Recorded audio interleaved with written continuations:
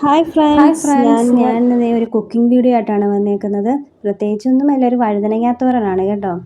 അതിന് വേണ്ട ഇൻഗ്രീഡിയൻസ് ആണ് ഇത്: 2 സവാള, 2 പച്ചമുളക്, പിന്നെ വഴുതനങ്ങയും, പിന്നെ അതിൻ്റെ അരപ്പിന് വേണ്ടിയിട്ടുള്ള സാധനങ്ങളാണ് കൊച്ചുള്ളി, വെളുത്തുള്ളി, മഞ്ഞൾപ്പൊടി, നല്ല ജീരകം, തേങ്ങ. ഇതെല്ലാം കൂടെ നമുക്ക് ചതച്ചെടുക്കണം.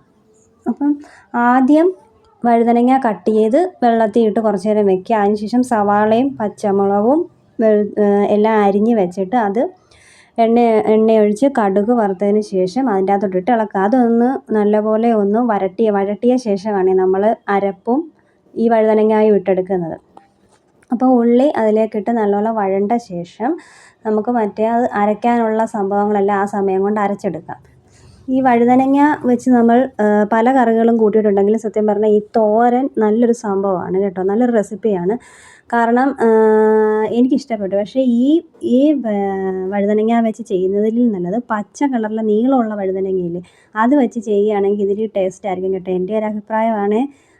അത് വെച്ച് ചെയ്തിട്ടുമുണ്ട്, ഞാൻ രണ്ടും വെച്ച് ചെയ്തിട്ടുണ്ട്. എങ്കിലും എനിക്ക് ഇഷ്ടപ്പെട്ടത് മറ്റേത് വെച്ച് ചെയ്യുന്നതാണ്. ഇതും നല്ലതാണ്. എന്നിട്ട് നമ്മൾ അരപ്പ് ഇട്ട് എണ്ണയ്ക്കകത്തിട്ട് മൂപ്പിച്ച ശേഷം നമ്മൾ ആ വഴുതനങ്ങ വെള്ളത്തിൽ നിന്ന് വാരിയെടുത്ത് അതും കൂടെ അതിൻ്റെ അകത്തോട്ട് തട്ടുക. തട്ടിയിട്ട് ഒരു 10-20 മിനിറ്റ് അത് വെച്ച് വേവിക്കണം.